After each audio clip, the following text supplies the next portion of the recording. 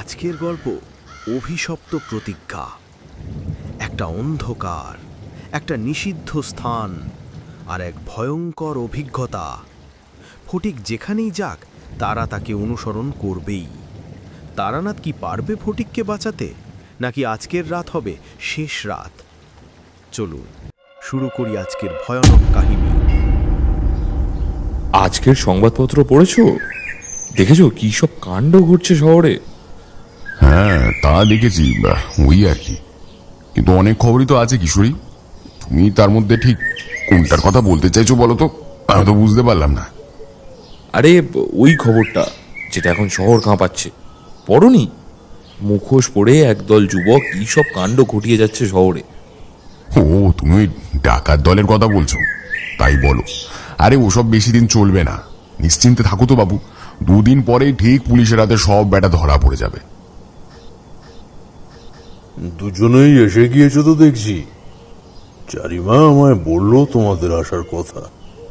তা কি নিয়ে কথা হচ্ছে? হ্যাঁ, ঘাড় ঘুরিয়ে দেখি তারানাথ চলে এসেছে। আমি আর কিশোরী বেশ কিছুক্ষণ হলো আজ ছুটির দিনে মঠ লেনে চলে এসেছি। উদ্দেশ্য তারানাথ তান্ত্রিকের কাছ থেকে কোনো একটা গল্প শুনে নেওয়া। এমনিতে তারানাথ দাবি করে তার বলা গল্পগুলো আসলে গল্প নয়, তারই জীবনে ঘটে যাওয়া কোনো এক অভিজ্ঞতা। কিশোরী অবশ্য বিশ্বাস করতে চায় না যে এগুলো গল্প নয়, সত্যি ঘটনা। তবে গল্পই হোক বা সত্য ঘটনা, এটা অস্বীকার করার কোনো উপায় নেই যে এই ঘটনাগুলো শুনতে বেশ ভালোই লাগে। এখানে আসার পর থেকে তারানাথের অনুপস্থিতির কারণে সময় কাটানোর জন্য আমি আর কিশোরী আজকে সংবাদপত্রে ছাপা একটা খবরের বিষয় আলোচনা করছিলাম। তারানাথ যে কখন আমাদের অজান্তেই ঘরে চলে এসেছে তা বুঝতে পারিনি। অবশ্য আমরা ঘরের ভিতরের দিকে দরজার দিকে পিছন করে বসেছিলাম, তাই আরোই তারানাথের আশা লক্ষ্য করিনি। তারানাথের কথায় বুঝতে পারলাম যে সে ঘরে এসে উপস্থিত হয়েছে। তারানাথের প্রশ্নের উত্তরটা কিশোরী দিল। আর বলবেন না ঠাকুর মশাই, শহরে যা শুরু হয়েছে, একদল ডাকাত মুখোশ পরে বিভিন্ন দোকান থেকে লুটতরাজ চালাচ্ছে রীতিমতো। ডাকাতির নতুন একটা উপায় চলছে এখন বলতে পারেন। পুলিশ তাদের ধরার চেষ্টা করছে, কিন্তু এটা কেউ বুঝতে পারছে না যে তারা হঠাৎ কেন মুখোশ পরে ডাকাতি করছে। এরকম অবশ্য হতে পারে তারা যেখান থেকে ডাকাতি করছে সেখানকার মানুষজন তাদের চেনে, তাই হয়তো ধরা পড়ার ভয়ই তারা একরকম। কিশোরী আরো কিছু বলতে যাচ্ছিল, কিন্তু তারানাথ হঠাৎ হাত তুলে তাকে থামিয়ে দিল। তোমরা আজকে মুখোশ পরা ডাকাত দলের কথা বলছো, তাদের ডাকাতির কথা বলছো। তোমাদের কথা শুনে আমার অনেক দিন আগের পুরনো একটা অভিজ্ঞতার কথা মনে পড়ে গেল। সেখানেও একই রকম কিছু ঘটনার সম্মুখীন হয়েছিল আমি। ডাকাতি অবশ্য হয়নি, কিন্তু যা হয়েছিল তাও কম কিছু না। কি জানো, দীর্ঘ এই জীবনে অনেক রকমের ঘটনার সম্মুখীন হয়েছি আমি। অনেক রকম সমস্যার সমাধানও করেছি। এখন আর তেমন লোক আসে না আমার কাছে। এই ঘর সারাদিন প্রায় ফাঁকাই পড়ে থাকে। কিন্তু এমন একদিন ছিল যখন এইসব ঘর মানুষে মানুষে ভর্তি হয়ে থাকতো। সেসব দিনকাল ছিল আলাদা। এখন তোমরা আসো, তোমাদের সঙ্গে পুরনো দিনের কিছু কথা ভাগ করে নেই। অনেক আগের কথা, সব তো আর মনে থাকে না। তোমরা যখন কিছু বলো তখন আমার ওই পুরনো দিনের অনেক কথাই মনে পড়ে যায়, সে সবই বলি। এখন তোমরা যদি শুনতে চাও তাহলে এমনই একটা ঘটনার কথা তোমাদের বলবো। তারানাথের কথায় আমি আর কিশোরী দুজনেই নড়ে চড়ে বসলাম। হঠাৎ যেন কি একটা কথা মনে পড়ে গিয়েছে এমন ভাব করে কিশোরী বলল, ঠাকুর মশাই, এক মিনিট, এটা ছিল আপনার জন্য, দিতে ভুলে গেছিলাম। তারপর পকেট থেকে কিছু একটা বার করার জন্য সে ব্যস্ত হয়ে পড়ল। কোন জিনিস যে সে পকেট থেকে বার করতে চাইছে সেটা বুঝতে আমার কোনো অসুবিধা হলো না। আমার অনুমান তারানাথও সেটা ভালোই বুঝতে পেরেছে, আর তাই সে দেশলাই আর নারকেলের অর্ধেক মালাটা নিজের কাছে টেনে নিয়ে বসল। কিশোরী তারানাথকে তার প্রিয় পাসিং শোয়ের প্যাকেটটা দিতেই তারানাথ বেশ খুশি খুশি মুখে প্যাকেট থেকে একটা সিগারেট বার করে দেশলাই কাঠি দিয়ে সেটা জ্বালিয়ে একটা লম্বা টান দিয়ে তার গল্প শুরু করলো। যখনকার কথা বলতে চলেছি তখন বেশ কিছু মানুষ আমাকে চেনে। শহরে গ্রামে সর্বত্রই আমার কিছু নামডাক হয়েছে। তখন বিভিন্ন দরকারে মানুষ আমাকে ডেকে নিয়ে যায়, আমিও সাধ্যমতো তাদের উপকার করবার চেষ্টা করি। সেই রকমই একবার সকালের দিকে এই ঘরে বসে রয়েছি। ঘরে তখনও বেশ কিছু লোক রয়েছে। হাত দেখা, জন্মকোষ্ঠী বিচার করা, জটক বিচার করা, এইসবই চলছে। এইসব জ্যোতিষ চর্চা করতে করতে তখন আর মাত্র দুজন মানুষ বসে রয়েছে আমার কাছে। তাদের দুজনের হাত দেখে দিতে হবে, বাকিরা আগেই চলে গিয়েছে। এমন সময় একজন অপরিচিত লোক হন্তদন্ত হয়ে ঘরে ঢুকেই বলল, ঠাকুরমশাই, ঠাকুরমশাই, আপনাকে আপনাকে আমার বড় দরকার। খুব বিপদে পড়ে এসেছি আপনার কাছে। ঠাকুরমশাই, উদ্ধার করুন আমাকে। ঠাকুরমশাই, আমাকে উদ্ধার করুন। বলতে বলতে প্রায় আমার পায়ের উপরেই পড়তে লাগলো। আমি তাকে তাড়াতাড়ি ধরে ফেলে বসিয়ে শান্ত করলুম। তারপর তাকে জিজ্ঞাসা করলুম যে তার কি হয়েছে। আমার প্রশ্নের উত্তরে লোকটি বলল, খুব বিপদে পড়ে আপনার কাছে এসেছি। আমার বড় ছেলে গেল বছর এক অজানা জ্বরে মারা গিয়েছে। মেজ ছেলে 2 মাস হলো পুকুরে স্নান করতে গিয়ে ডুবে মরেছে। আর এখন আমার শিবরাত্রি চলতে আমার ছোট ছেলে, সেও 3 দিন ধরে রাতের বেলা কি সব উল্টোপাল্টা বলে চলেছে। সে নাকি জানলার ধারে মুখোশ পরা কাকে একজনকে দেখছে। সে খুব ভয় পাচ্ছে ঠাকুরমশাই। আমি আমার ছেলে রাতের বেলায় এক ঘরেই শুই। প্রথম রাতে যখন সে এসব ভুল বকছিল তখন আমারও ঘুম ভেঙে যায়। ভেবেছিলাম সেই বোধহয় ঘুমের ঘোরে কোনো ওই স্বপ্ন টপ্ন দেখে এসব বলছে, তাই আর তখন গা করিনি। তাকে চুপ করিয়ে দিয়ে আমিও ঘুমিয়ে পড়েছিলাম। কিন্তু কিন্তু দ্বিতীয় রাতেও যখন একই ঘটনা ঘটলো তখন তখন আমার কেমন জানি মনে হলো ছেলে বারবার আঙুল তুলে জানলার দিকে দেখাচ্ছিল। আমিও উঠে গেলাম দেখতে, কিন্তু কিন্তু অন্ধকারে কিছুই দেখতে পেলাম না। তারপর কাল তৃতীয় রাত ছিল। ছেলে যখন আবার ঘুম ভেঙে ভুল বকতে শুরু করলো তখন কেমন জানি কেঁপে কেঁপে উঠতে লাগলো আর বারবার জানলার দিকে আঙুল তুলে দেখাতে লাগলো। তখন আমিও গেলাম জানেন জানলার ধারে। আমি জানলার পাশে দাঁড়াতেই মনে হলো কিছু একটা চট করে সরে গেল জানলার পাশ থেকে। আমি জোরে জোরে বেশ কয়েকবার কে কে কে ওখানে এই বলে ডাকলাম, কিন্তু কিন্তু কেউ সাড়া দিল না, সামনেও এলো না।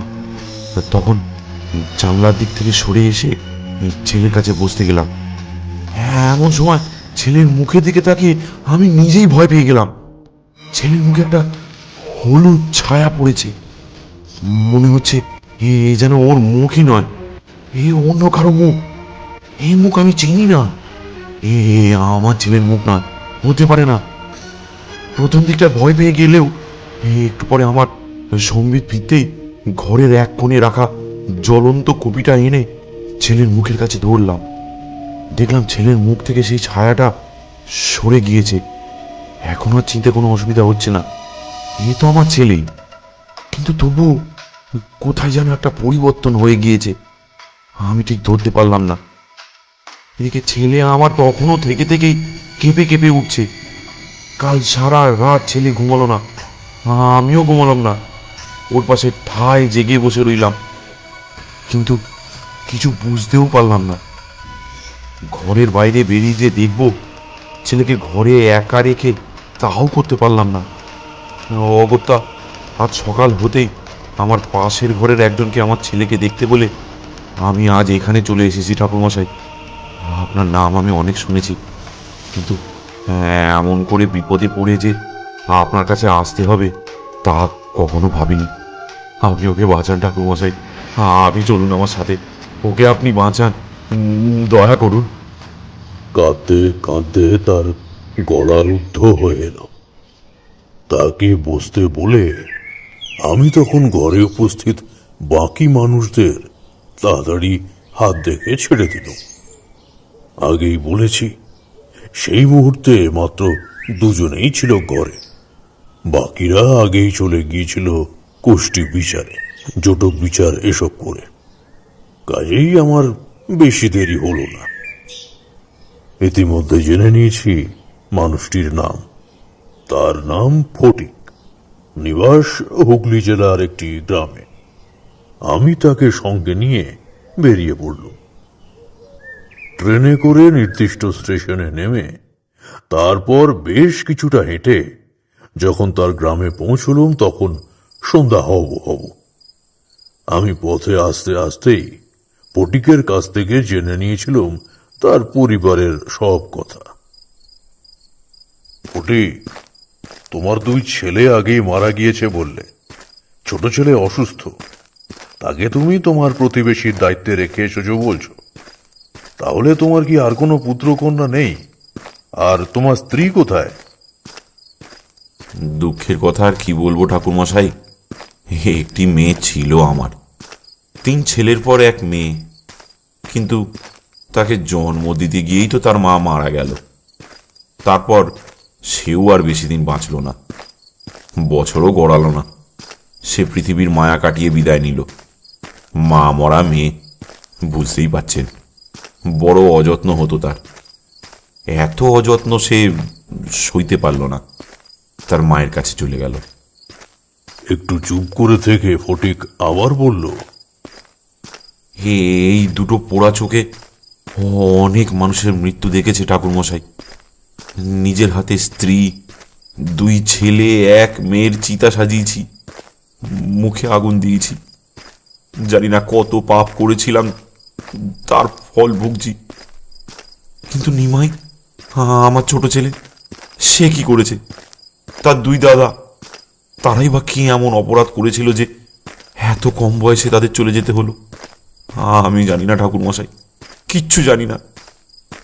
আপনার অনেক নাম শুনেছি, অনেক আশা নিয়ে আপনাকে এখানে ডেকে নিয়ে এসেছি। যেমন করে হোক আমার ছোট ছেলেটাকে বাঁচিয়ে দিন ঠাকুরমশাই, নইলে নইলে আমি কি নিয়ে থাকবো? ফটিক তার হাত দিয়ে চোখের কোণ মুছে নিল। গ্রামের মেঠো পথ দিয়ে হেঁটে চলেছি আমরা দুজনে। ফটিকের মন ভারাক্রান্ত হয়ে রয়েছে।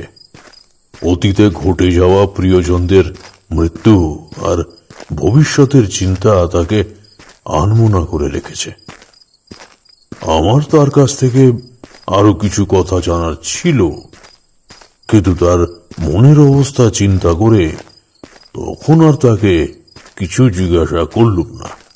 ঠিক করলুম আগে তার ছেলে নিমাইকে দেখি, তারপর না হয় তাকে প্রশ্ন করা যাবে। আরো কিছুক্ষণ হাঁটার পর ফটিকের বাড়ি চলে এলো। ফটিক বাইরে থেকে হাঁক দিল, শিউলির মা, ও শিউলির মা, বলে ঘরে ঢুকে গেল। আমি ফটিকের ঘরে ঢুকতে গিয়েও ঢুকলুম না। আমার মনে হলো ওই ঘরের বাইরে কতগুলো ছায়া মূর্তি দাঁড়িয়ে রয়েছে, আর তারা অপেক্ষা করছে কতক্ষণে রাত নামবে, চারিদিক অন্ধকার হবে, চারপাশে লোকজনের কোলাহল আনাগোনা বন্ধ হবে, তারপর তারা তাদের কার্যসিদ্ধি করবে। ঠাকুরমশাই, ও ঠাকুরমশাই, ঘরের ভেতরে আসুন, আমার নিমাইকে দেখে যান। ঘরের ভিতর থেকে ফটিকের গলা শুনতে পেলুম। আমার ঘরে ঢুকতে দেরি দেখে সে ঘরের ভিতর থেকে আমায় ডাকছে। ইতিমধ্যেই ঘরের ভেতর থেকে মাথায় ঘোমটা টানা একজন বউ মানুষ বেরিয়ে এসে পাশের ঘরে চলে গিয়েছে। বুঝলুম সেই তাহলে শিউলির মা। সেই এতক্ষণ ধরে ফটিকের অনুপস্থিতিতে নিমাইয়ের দেখভাল করছিল। এদিকে ঘরের চারপাশে আরো একটা পরিবর্তন লক্ষ্য করল। ফটিকের গলার আওয়াজে ঘরের বাইরে জড়ো হওয়া ছায়া মূর্তিগুলোর চোখগুলো যেন ধক ধক করে জ্বলে উঠল। তীব্র জিঘাংসায় তাদের চোখগুলো আগুনের ভাঁটার মতো জ্বলতে লাগলো। দেখলুম তাদের মুখগুলো কি যেন একটা আবরণ দিয়ে ঢাকা। একবার মনে হলো এক একটা হলুদ রঙের কাপড় দিয়ে যেন তারা নিজেদের মুখটা ঢেকে রেখেছে। বুঝতে পারলুম 3 রাত ধরে নিমাই এদের কি জানালার বাইরে দেখেছে, কিন্তু তার প্রতি এদের এমন প্রতিশোধ স্পৃহা কিসের তা বুঝতে পারলুম না। এই প্রশ্নের উত্তর আমাকে দিতে পারে ফটিক অথবা নিমাই। ও ঠাকুর মশাই, ঘরের ভেতরে আসুন। হ্যাঁ, আমার নিমাইকে দেখে যান। ঘরের ভেতর থেকে আবার ফটিকের কাতর আহ্বান ভেসে এলো। ঘরের বাইরে চোখগুলো আবার ধকধক করে জ্বলে উঠল, কিন্তু আমি আর দেরি করলুম না। তাড়াতাড়ি প্রবেশ করলুম ঘরের ভিতরে। ফটিকের ঘরের বাইরে থেকে আমি বুঝতে পেরেছিলাম এই ঘরের বাইরে অশুভ শক্তি বিরাজ করছে। কোন অদ্ভুত কারণে সেই শক্তি ঘরের ভিতর প্রবেশ করতে পারছে না, কিন্তু কি সেই কারণ তা আমি তখনও ঠিক বুঝে উঠতে পারিনি। এদিকে ঘরের ভিতরে ঢুকে নিমাইকে দেখে আমার আর বুঝতে বাকি রইল না যে কোনো এক অপশক্তি কিছুদিন আগেই তাকে কোনোভাবে স্পর্শ করেছে, আর তার প্রভাবেই নিমাইয়ের এই দুরবস্থা। আমি যখন নিমাইকে দেখলাম তখন সে প্রায় সম্পূর্ণ অপ্রকৃতিস্থ। কে কে কাকে নিয়ে এসেছো? কে ঢুকলো ঘরে? কে? বার করে দাও, বার করে দাও ওকে। নিমাই, বাবা, বাবা এমন করিস না। হ্যাঁ, এমন করতে নেই বাবা। উনি ঠাকুর মশাই আমাদের ভালোর জন্যই এসেছেন। এই তোকে দেখতে এসেছেন তো। তুই ঠিক হয়ে যাবি, একদম ভালো হয়ে যাবি বাবা। এই চিন্তা করিস না বাবা। কিন্তু ফটিক যতই নিমাইকে বোঝাক, যতই তাকে শান্ত রাখার চেষ্টা করুক, নিমাইয়ের সেই একই কথা। সে বারবার সেই এক কথা বলতে লাগলো। সে সমানে আমাকে ঘরের বাইরে বেরিয়ে যেতে বলতে লাগলো। মনে হলো সে যেন আমাকে সহ্যই করতে পারছে না। ব্যাপারটা আমার খুবই অদ্ভুত লাগলো। এমনটা তো হওয়ার কথা নয়। এমনিতেও মনে হচ্ছিল নিমাই যেন নিজের ইচ্ছাতে নয়, অন্য কারোর কথায় এমনটা করছে। কিন্তু কার কথায় যে সে এমনটা করছে তা তখনও আমি বুঝতে পারিনি। হঠাৎ মনে হলো এই ঘরে প্রবেশ করার আগে যে ছায়ামূর্তিগুলিকে আমি ঘরের বাইরে দেখেছিলাম, এ তাদের প্রভাব নয় তো? সঙ্গে সঙ্গে জানালার দিকে চোখ গেল, আর সেই সঙ্গে বুঝতে পারল এক্ষেত্রে আমার অনুমানই সঠিক। নিমাই একেবারে জানালার দিকে মুখ করে বসেছিল। ফটিক আর আমার মুখ ছিল জানালার ঠিক উল্টো দিকে, তাই জানালার বাইরে থাকা অশরীরীদের ফটিক দেখতে না পেলেও নিমাই দেখতে পাচ্ছিল। অবশেষে নিমাইয়ের অসহিষ্ণুতা আর জেদের কাছে হার মানতে হলো তার বাবা ফটিক আর আমাকে। আমরা দুজনেই ঘরের বাইরে বেরিয়ে এলো। ততক্ষণে অন্ধকার আরো গাঢ় হয়েছে। তার মধ্যেই দেখলুম সেই ছায়ামূর্তিগুলি আরো ঘন অন্ধকারের রূপ নিয়ে ঘরের বাইরে দাঁড়িয়ে রয়েছে। আমি আমার সাধনা আর গুরুদেবের আশীর্বাদের বলে অনেক অলৌকিক কিছুই দেখতে পাই, বুঝতে পারি, কিন্তু ফটিকের তো সে ক্ষমতা নেই। তাই আমি ওই ছায়ামূর্তিদের দেখতে পেলেও ফটিক তাদের দেখতে পেল না। তাই সে স্বাভাবিকভাবেই আমার সঙ্গে কথা বলতে লাগলো। ঠাকুরমশাই, সবই তো দেখলেন। ওই যে আমার একমাত্র জীবিত ছেলে নিমাই, ও আমার শিবরাত্রি সলতে আমার শেষ অবলম্বন। ওর মা মারা গিয়েছে, 2 দাদা আর বোনও গিয়েছে। এখন এখন যদি ওকে হারিয়ে ফেলি আমি, তবে তবে কি নিয়ে বেঁচে আমি থাকবো ঠাকুরমশাই, বলতে পারেন? বলতে বলতেই ফটিক হঠাৎ একেবারে নিচু হয়ে আমার পায়ের উপর পড়ে গেল। তারপর আমার পা দুটো জড়িয়ে ধরে বলতে লাগলো, আপনার অনেক নাম শুনেছি আমি ঠাকুরমশাই, কিছু একটা করুন আপনি। যেমন করে হোক নিমাইকে বাঁচান। এমনি করে চললে যে ও আর বেশি দিন বাঁচবে না ঠাকুরমশাই। আপনি আপনি ঠিক পারবেন, ঠিক পারবেন আপনি। আমি ফটিকের কাঁধ দুটো ধরে কোন রকমে আমার পা ছাড়িয়ে নিয়ে তাকে তুলে দাঁড় করালো।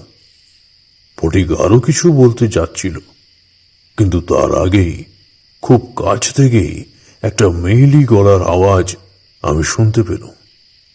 ঠাকুর মশাইয়ের থেকে কথা লুকিয়ে রেখে আর কি হবে নিমায়ের বাপ? বাঁচতে চাইলে আর ছেলেটাকে বাঁচাতে চাইলে এখনো সব কথা খুলে বলো, তাতে যদি দুজনের প্রাণটা বাঁচে। কে? শিউলির মা? তুমি আমাদের মধ্যে কথা বলতে এসো না। যা বোঝো না তা বলো না, নিজের ঘরে যাও। শিউলির মা আর ফটিক দুজনেই পরস্পরের সঙ্গে বেশ উত্তেজিত ভঙ্গিতেই কথা বলতে লাগলো।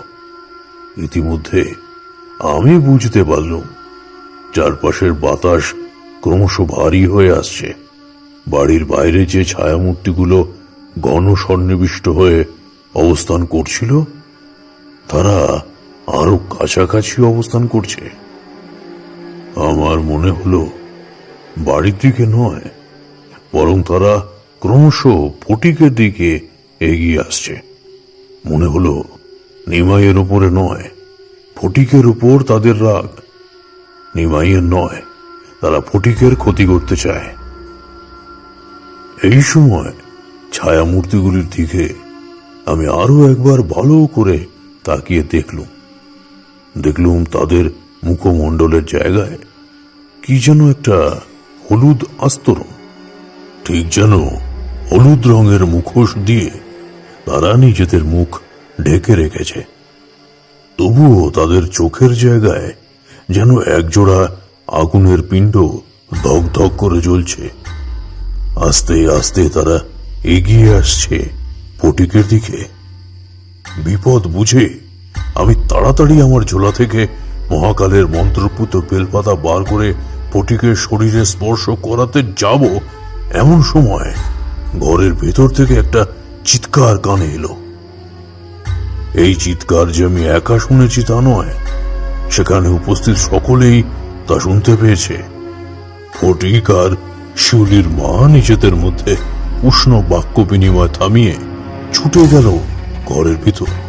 আর অদ্ভুতভাবে সেই 4 জোড়া চোখের দৃষ্টি ঘুরে গেল ঘরের দিকে।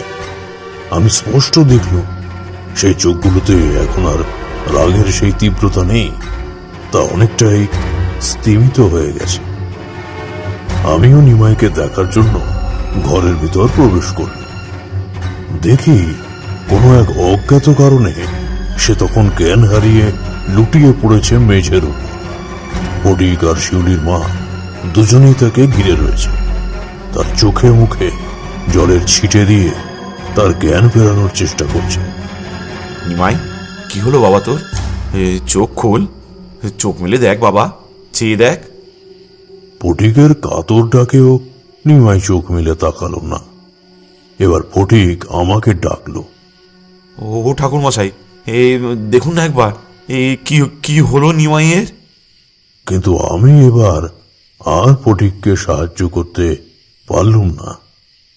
নিমাইয়ের কিচ্ছু হয়নি ফটিক, শিউলির মা ওকে ঠিক সুস্থ করে তুলবে। আমি বরং তোমার মুখ থেকে সবটা শুনতে চাই। কোনো কিছু না লুকিয়ে সবটা আমাকে খুলে বলো তো এবার। আমার কথায় ফটিক চমকে উঠল। সেই প্রায় অন্ধকার ঘরের একমাত্র কুপির আলোতেও দেখতে পেলুম তার মুখ পাংশু হয়ে গিয়েছে। সে বিহ্বল ভাবে একবার আমার মুখের দিকে, আর একবার তার ছেলের মুখের দিকে, আর একবার শিউলির মায়ের মুখের দিকে তাকাতে লাগলো। তাকে চুপ করে থাকতে দেখে আমি আবার বললুম, নিমাই তখন আমাকে তার ঘর থেকে বেরিয়ে যেতে বলেনি, বেরিয়ে যেতে বলেছে অন্য কাউকে।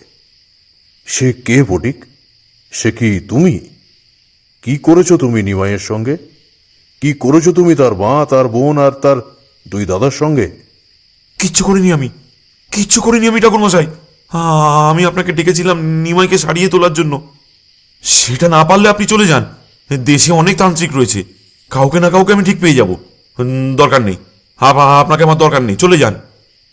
এইবার রাগে ফুঁসে উঠল ফটিক, কিন্তু আমি তার কথার উত্তরে কিছু বলার আগেই শিউলির মা বলল, কাজটা তুমি ভালো করলে না নিমাইয়ের বাপ। বসতে চাইলে ঠাকুরমশাইকে সব খুলে বলো, সব। এখনো সময় আছে কিন্তু। আমি? তুমি আমার বাঁচার কথা বলছো শিউলির মা? আমি বহাল তবিয়তে বেঁচে থাকবো, এতদিন যখন আছি ভবিষ্যতেও থাকবো। ফটিক একবার আমার দিকে আর একবার শিউলির মায়ের দিকে রাগত দৃষ্টিতে তাকিয়ে ঘরের বাইরে বেরিয়ে গেল। আর তখনই একটা তীব্র আর্তনাদ ভেসে এলো ঘরের বাইরে থেকে। আমি দৌড়ে বেরিয়ে এলুম ঘর থেকে। বেরোনোর সময় শুনতে পেলুম শিউলির মা বলছে, বাপ বাপ বাপ, সব বাপ। বাপ কখনো চাপা থাকে না নিমাইয়ের বাপ। নিমাইয়ের মা, তার দাদা, তার বোন সকলে এসেছে তোমাকে শাস্তি দিতে। আর রক্ষে নেই তোমার, আর রক্ষে নেই। বাইরে তখনও আর্তচিৎকার হয়েই চলেছে। এই সর্পটিকে, সে তখন মাটিতে পড়ে রয়েছে। কতগুলো কালো দড়ির মতো বস্তু ফটিকের দুই হাত আর দুই পা পিছিয়ে রেখেছে। মাঝে মাঝেই সেগুলো তাদের চাপ বাড়াচ্ছে, আর তখনই ফটিক আবার আর্তচিৎকার করছে। গ্রামের মানুষ ছুটে আসছে এইদিকেই। ফটিকের আর্তনাদ তারাও শুনতে পেয়েছেন। কি হয়েছে, কি হয়েছে? নিমাই ঠিক আছে তো? গ্রামের সকলেরই একই জিজ্ঞাসা। তারা ভেবেছে অপ্রকৃতিস্থ নিমাই বুঝি এইভাবে চিৎকার করেছে। কিন্তু এখানে উপস্থিত হয়ে নিমাইয়ের পরিবর্তে ফটিককে মাটিতে পড়ে থাকতে দেখে তারা খুবই বিস্মিত হয়েছে। ফটিক, তুমি এখানে? নিমাই কোথায়? কি হয়েছে তোমার ফটিক? এভাবে চিৎকার করছো কেন? নিমাইয়ের কি তবে কিছু? তুমি মাটিতে এভাবে গড়াগড়ি খাচ্ছ কেন ফটিক? গ্রামের মানুষেরা কেউই ফটিকের দুই হাতে আর দুই পায়ে পেঁচিয়ে থাকা কালো কালো দড়িগুলো দেখতে পায়। তারা কেউই সেখানে উপস্থিত চারজন অশরীরী ছায়ামূর্তিকেও দেখতে পায়নি। তাই ফটিককে ওই অবস্থায় দেখে তারা খুবই অবাক হয়েছে। গ্রামের মানুষ কিছুই বুঝতে না পেরে একের পর এক প্রশ্ন করেই যাচ্ছে। তাদের সকলের প্রশ্নে এইবার ফটিকের যেন কিছুটা হলেও হুঁশ ফিরল। সব বলছি, একটু সবর করো, একটু সবর করো তোমরা। ফটিক কোনো মতে কাতরাতে কাতরাতে বলতে লাগলো, ঠাকুরমশাই, ঠাকুরমশাই দয়া করুন, বাঁচান আমাকে। ফটিকের অনুরোধে আর তাকে সেই অবস্থায় দেখে আমার পক্ষে সেই স্থান তখনই ত্যাগ করে চলে যাওয়া সম্ভব হলো না। বললুম, তার আগে তোমাকে সব সত্যি কথা বলতে হবে ফটিক। সব বলবো, সব বলবো ঠাকুরমশাই। আগে ওদের বলুন আমাকে ছেড়ে দিতে। ফটিকের কথা শুনে কোনো অদ্ভুত জাদু বলে তার হাত আর পায়ের উপর থেকে সেই কালো কালো দড়িগুলো সরে যেতে লাগলো। আমাকে আর কিছুই করতে হলো না। কিন্তু ফটিক সে কথা বুঝতে পারল না। সে ভাবল আমি বুঝি কোনো উপায়ে তাকে মুক্ত করেছি। সে উঠে বসে আমাকেই ধন্যবাদ জানালো। তারপর গ্রামেরই দুজন যুবকের কাঁধে ভর দিয়ে কোনো রকমে উঠে দাঁড়ালো। তারপর সেইভাবেই নিজের ঘরের দিকে এগিয়ে চলল, যে ঘরের মধ্যে তার ছেলে নিমাই আর শিউলির মা রয়েছে। কিন্তু ফটিক সেই দিকে এগিয়ে যেতেই সেই 4টি অশরীরী ছায়ামূর্তি আবার ফুঁসে উঠল। ফটিক অথবা গ্রামের কোনো মানুষই ওদের দেখতে পেল না বা ওদের উপস্থিতি বুঝতে পারল না, কিন্তু আমি ওদের স্পষ্ট দেখতে পেলাম। বুঝলুম ওরা চায় না ফটিক ওই ঘরের মধ্যে আবার প্রবেশ করুক অথবা সে নিমাইয়ের কাছাকাছি থাক। আমিও তাই ফটিককে নিষেধ করলুম, ওই ঘরে এখন যাওয়ার প্রয়োজন নেই, তুমি বরং অন্য কোথাও রাতটা কাটাও। আমার কথা শুনে ফটিক আর গ্রামবাসীরা অবাক হলেও তারা কিন্তু কোনো প্রতিবাদ করল না। আমার কথায় ফটিকের যন্ত্রণা কমে গিয়েছে দেখে তারা সকলেই বোধহয় ভেবেছিল আমি হয়তো কোনো মন্ত্র বলে ফটিকের যন্ত্রণা কমিয়ে দিয়েছি। তারা তো কেউ আর ফটিকের হাতে আর পায়ে আটকে থাকা সেসব কালো কালো দড়ি দেখতে পায়নি, এমনকি ফটিকও সেসব কিছুই দেখতে পায়নি। যাই হোক, ফটিককে আস্তে আস্তে গ্রামেরই একটা পরিত্যক্ত ঘরের মধ্যে নিয়ে যাওয়া হলো। রাত তখন অনেক হয়েছে। গ্রামের মানুষ তাই তখন আর অপেক্ষা না করে যে যার নিজের ঘরেই ফিরে গেল। সেইখানে রইলুম কেবল ফটিক আর আমি। সেখানে বেশ কিছুক্ষণ বিশ্রাম নেওয়ার পরে ফটিক কিছুটা ধাতস্থ হল। ঠাকুরমশাই, আমার ঠিক কি হয়েছিল বলুন তো? এত কিছু ঘটে যাওয়ার পরেও ফটিকের এমন প্রশ্নে আমি বেশ অবাক হলুম। বললুম, তুমি আমাকে এই কথা জিজ্ঞাসা করছো ফটিক? তুমি নিজে কি কিছুই বুঝতে পারছো না? যে পাপ তুমি করেছো তার হাত থেকে তোমার নিস্তার নেই।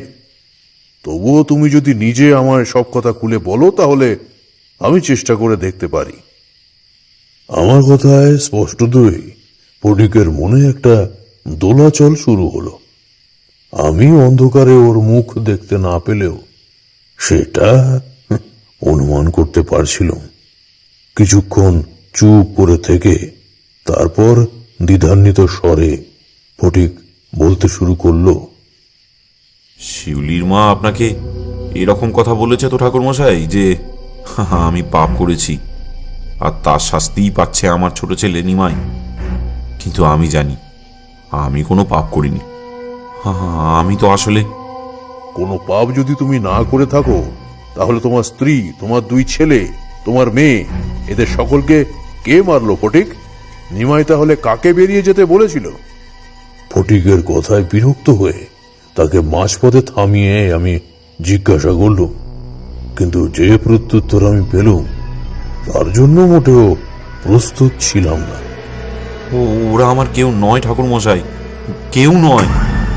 সেই মুহূর্তে ঘরে বজ্রপাত হলেও বোধহয় আমি এতটা চমকে উঠতাম না যতটা চমকেছিলাম ফটিকের কথা শুনে। একটু থেমে ফটিক আবার বলতে শুরু করলো, আমার তো এই একটাই ছেলে নিমাই। আমার স্ত্রী মারা গেছে অনেক দিন আগে, তারপর থেকে আমি নিমাইকে নিয়েই আছি, ওই আমার সবকিছু। ফটিকের বলা কথাগুলো আমার ঠিক বিশ্বাস হচ্ছিল না। বললুম, এসব তুমি কি বলছো ফটিক?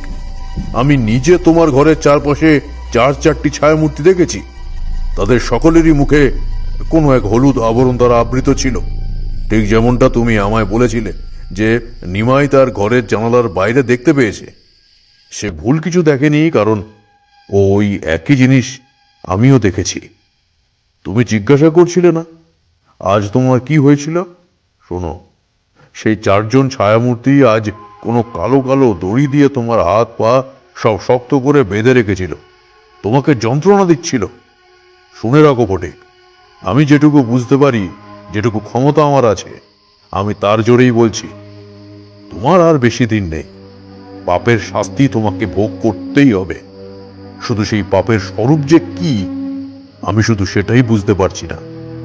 যদি তুমি আমাকে সেটা বলতে তাহলে আমি একবার চেষ্টা করে দেখতে পারতাম যদি তোমাকে বাঁচানো যায়। কথা বলতে বলতেই আমার মনে হচ্ছিল কেউ যেন এদিকেই আসছে। মনে হলো যে বা যারা আসছে তারা কেউ এই জগতের মানুষ নয়। আমি তাড়াতাড়ি ফটিকের গাত্রবন্ধন করতে গেল, কিন্তু বিধি বাম। আমার কথা শুনে ফটিক আমার উপরে যথেষ্ট ক্ষিপ্ত হয়েছিল, তাই সে আমাকে তার গাত্রবন্ধন করতে বাধা দিল। অন্য সময় আমার কাছে আমার ছোলাটা থাকে, তার মধ্যেই মহাকালের মন্ত্রপুত পুষ্প বিল্লপত্র থাকে, কিন্তু সেদিন আমার সঙ্গের ঝোলাটা আমি নিমাই যে ঘরে রয়েছে সেই ঘরেই ভুল করে রেখে দিয়ে এসেছিল। এদিকে বাতাস ক্রমশই ভারী হয়ে আসছে। বাতাসে একটা অন্যরকম অশুভ গন্ধ ভেসে আসছে। তার সঙ্গে তারাও এসে পড়ল। সেই 4 জন ছায়ামূর্তি এসে দাঁড়ালো ঘরের মধ্যে। তাদের মুখ আগের মতোই হলুদ আবরণে আবৃত, তাদের চোখ দুটো আগুনের ভাটার মতো জ্বলছে। এদিকে ফটিক তখনও তাদের উপস্থিতি বুঝতে পারেনি। সাধারণ মানুষের পক্ষে সবসময় তাদের উপস্থিতি বোঝা সম্ভব হয় না। আমি জানতাম ফটিক কোনো একটা গুরুতর পাপ করেছে, আর তার শাস্তিও তাকে পেতে হবে। তবুও আমার চোখের সামনে এইভাবে তার কোনো ক্ষতি হয়ে যাবে তা মেনে নিতে পারলুম না আমি। সেই ছায়ামূর্তিগুলোকে মন্ত্রপাঠের দ্বারা ক্ষণিকের জন্য প্রতিহত করতে যাব এমন সময় হঠাৎ তাদের সেই জ্বলন্ত দৃষ্টি নিভে এল। আমার মনে হলো তারা এখানে ফটিকের বা আমার কোনো ক্ষতি করতে আসেনি, এসেছে কিছু বলতে। আমিও তখন মন্ত্রপাঠ না করে তারা আমায় কি জানাতে চায় সেটাই শুনবো এই মনস্থির করলাম। ছায়ামূর্তিগুলির মধ্যে যে সব থেকে ছোট, সে তার মুখের আবরণের এক পাশে একবার নিজের হাত স্পর্শ করালো। সঙ্গে সঙ্গে তার মুখের উপরে সেই আবরণ সরে গেল। একটা বিভৎস পচা গলা মুখ আমি দেখতে পেলাম। আমি ফটিকের দিকে একবার তাকিয়ে দেখলাম। এখন ঘরে আর অতটাও অন্ধকার নেই, খুব হালকা একটা হলুদ আলোয় ঘরটা ভরে উঠেছে। সেই আলোতে ফটিকের মুখ দেখতে আমার কোনো অসুবিধাই হলো না। দেখলুম বিস্ময়ে সে যেন বোবা হয়ে গিয়েছে।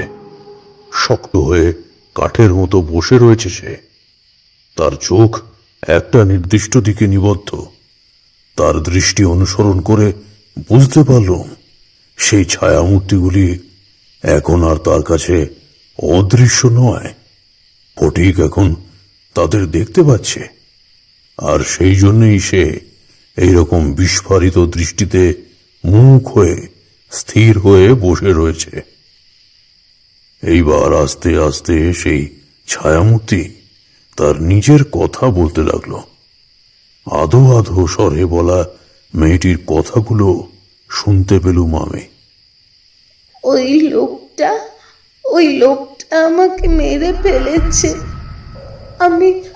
আমি ঘুমোচ্ছিলাম, ও তখন আমার মায়ের একটা হলুদ চেয়ারি আমার মুখের উপর চেপে ধরে।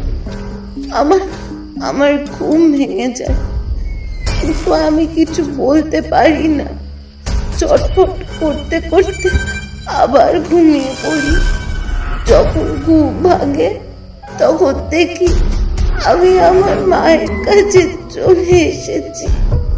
প্রথমে খুব মজা হচ্ছিল, তারপর আমার মা আমাকে বোঝালো আমি আসলে নাকি আর বেঁচেই নেই। আমি এখন একটা অন্ধকার জগতে চলে এসেছি। এখানে আমি আর খেলতে পারবো না, এখানে আমি আর আমার বন্ধুদের দেখতে পাবো না। আমি মরে গিয়েছি, ওই লোকটা আমাকে মেরে ফেলেছে। এরপর তার থেকে বেশ কিছুটা বড় আরেকজন ছায়ামূর্তি তার মুখের আবরণ একই রকম ভাবে খুলে ফেলল। আরো একটা বিভৎস মুখ আমি দেখতে পেলাম। এই মুখ একজন যুবকের। বোন মারা যাওয়ার পরে আমি স্বপ্নের মধ্যে বোনকে প্রায়ই দেখতাম।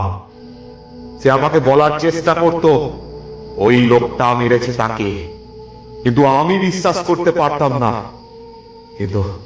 কিন্তু তারপর একদিন আমার যখন খুব জ্বর, আমি বেহুশ হয়ে পড়ে রয়েছি বিছানায়, তখন ওই লোকটাই আমার মায়ের একটা হলুদ শাড়ি আমার মুখে নাকে গুজে দিয়ে মেরে ফেললো আমার।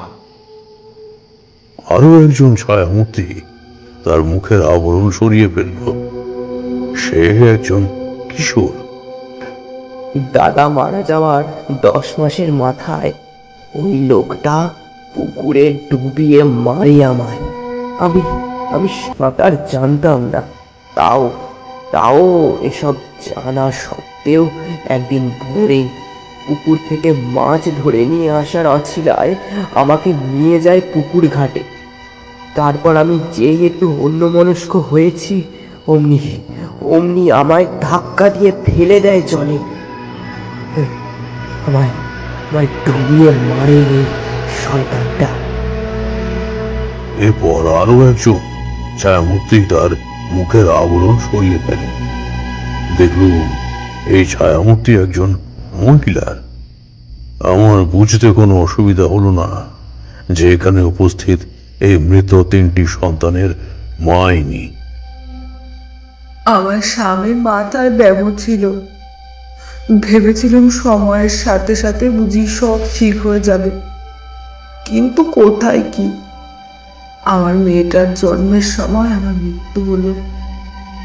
তারপর যে কি হলো, তার মাথার ব্যামো আরো বাড়তেই লাগলো।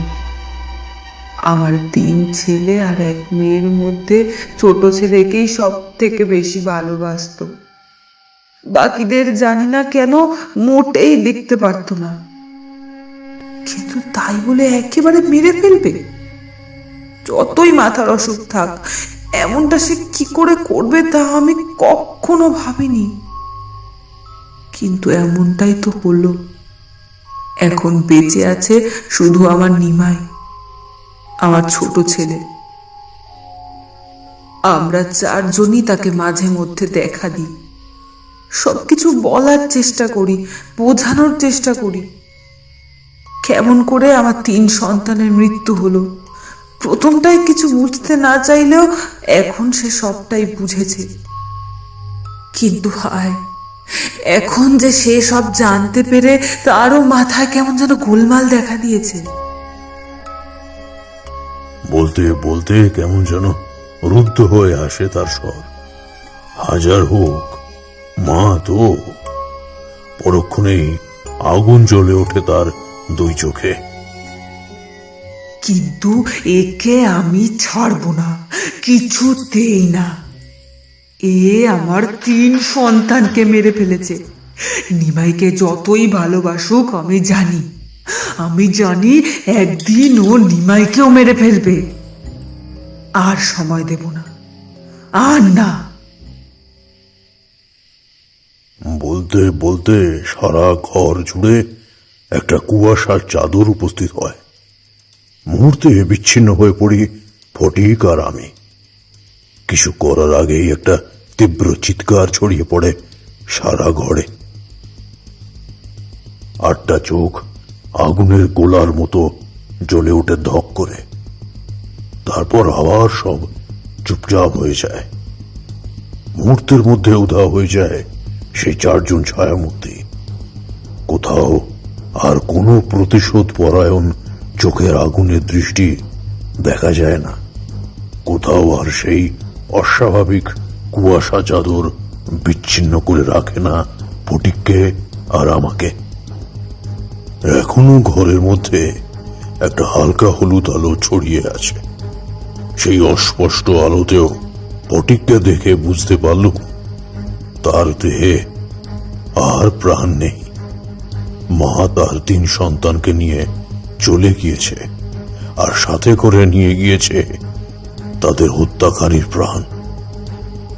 ফটিকের কপালে আমি মৃত্যু যোগ দেখেছিল। সে যে কোনো ঘোরতর পাপ করেছে তা বুঝতে পেরেছিল। শিউলির মাও সে কথা বলেছিল, কিন্তু সেই পাপের যে এত ভয়ানক রূপ তা বুঝতে পারিনি। ফটিককে তার পাপের কথা জিজ্ঞাসাও করেছিল, কিন্তু সে আমাকে কিচ্ছু বলেনি।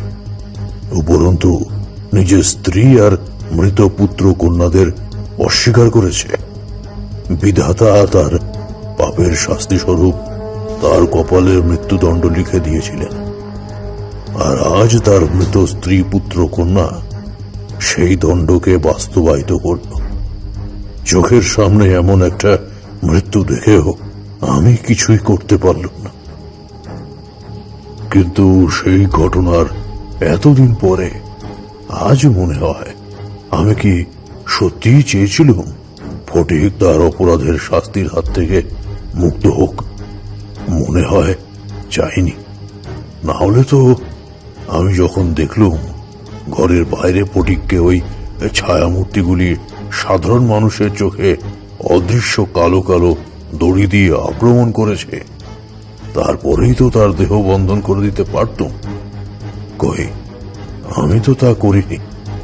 হয়তো আমার অবচেতন মন প্রকৃতির বিরুদ্ধে যেতে চায়নি। যাই হোক, আমি সেই ঘরেই ফটিকের মৃতদেহ আগলে বসে রইল। রাত আর খুব বেশি ভাগ্য ছিল না। ঘরের বাইরে গিয়ে গ্রামের মানুষদের ডাকাডাকি করলে হয়তো কিছু মানুষ চলে আসতো, কিন্তু আমি তা চাইনি। ফটিকের যা হওয়ার তা তো হয়েই গিয়েছে, আর তার ছেলে নিমাই, তাকে দেখভাল করার জন্য শিউলির মা রয়েছে। আমি জানি নিমাইয়ের মৃত মা আর ভাই বোনেরাও তার কোনো ক্ষতি হতে দেবে না, সর্বদা রক্ষা করবে তাকে। অবশেষে পূব আকাশে লাল আলোর আভা দেখা গেল।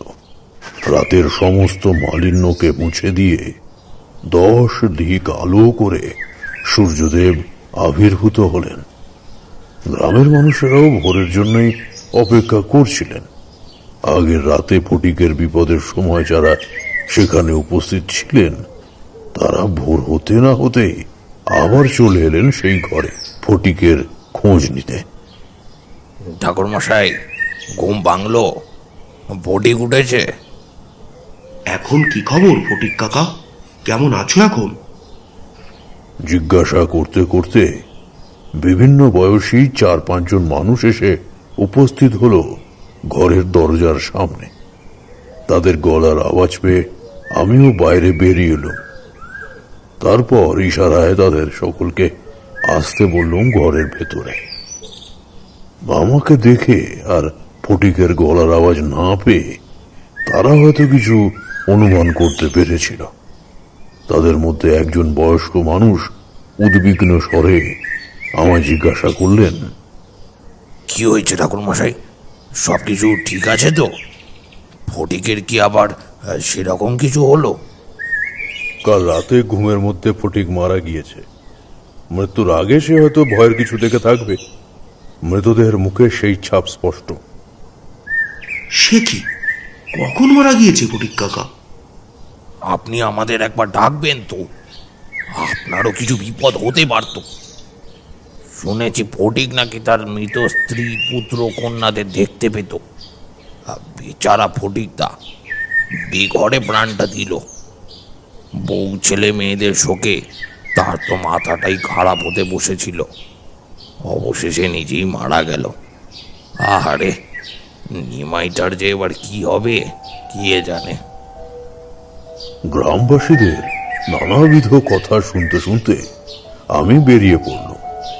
তাদের কথা শুনে বুঝতে পারলাম ফটিকের পরিবার পরিজনের মৃত্যুর আসল কারণ তারা জানে না। আর আমাকে এই গ্রামে ডেকে নিয়ে আসার কারণও ফটিক কাউকেই জানায়নি। আমিও তাই কোনো কথাই কাউকে জানাবো না বলেই স্থির করল। যারা চলে যাওয়ার তারা চলে গিয়েছে।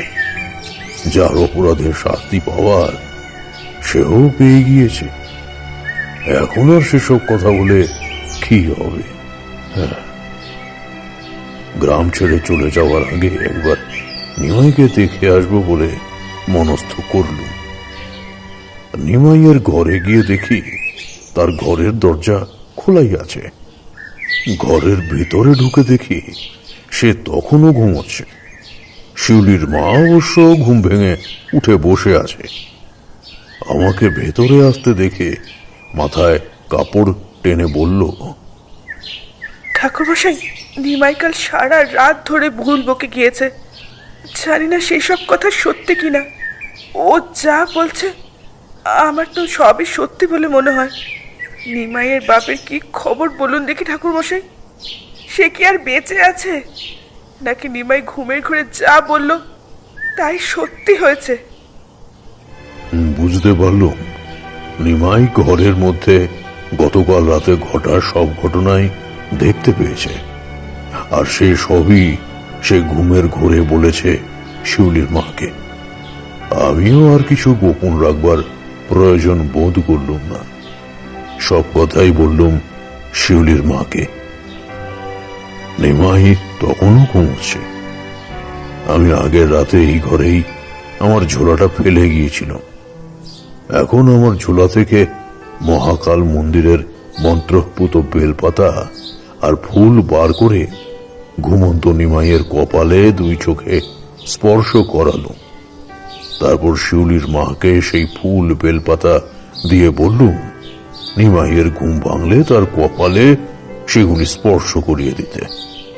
শিউলির মায়ের প্রশ্নের উত্তরে তাকে এও জানালুম যে বেশি দিন নয়, 2-3 দিনের মধ্যেই নিমাইয়ের মাথার সমস্যা ঠিক হয়ে যাবে। তারপর চলে এলুম সেই গ্রাম থেকে। শুধু যাওয়ার আগে গ্রামবাসীদের বলে এলুম তারা যেন ফটিকের যথাবিহিত সৎকারের পাশাপাশি তার মৃত স্ত্রী কন্যা পুত্রদের আত্মার উদ্দেশ্যেও শান্তি সস্তয়নের ব্যবস্থা করে। তারানাথ চুপ করল। আমি আর কিশোরীও চুপ করেই রইলাম। কিছুক্ষণ পরে কিশোরী বলল, তা গল্পটা ভালোই বলেছেন ঠাকুরমশাই। আমরা আলোচনা করছিলাম শহরে আগত মুখোশ পরা ডাকাত দলকে নিয়ে, আর আপনি বললেন মুখোশ পরা ভূতদের কথা। ডাকাতরা মুখোশ পরে ডাকাতি করে, আর ভূতেরা মুখোশ পরে মানুষ মারে। এই যা তফাৎ আর কি। তারপর আমার দিকে তাকিয়ে বলল, চলো হে, আজকের মতো ওঠা যাক, আবার পরে একদিন আসবো। আপনাদের কেমন লাগলো গল্পটা কমেন্টে জানাতে ভুলবেন না। আর যদি ভালো লেগে থাকে তাহলে গল্পনির ইউটিউবে সাবস্ক্রাইব, লাইক করবেন, সঙ্গে বন্ধুদের সাথে শেয়ার করতে ভুলবেন না যেন।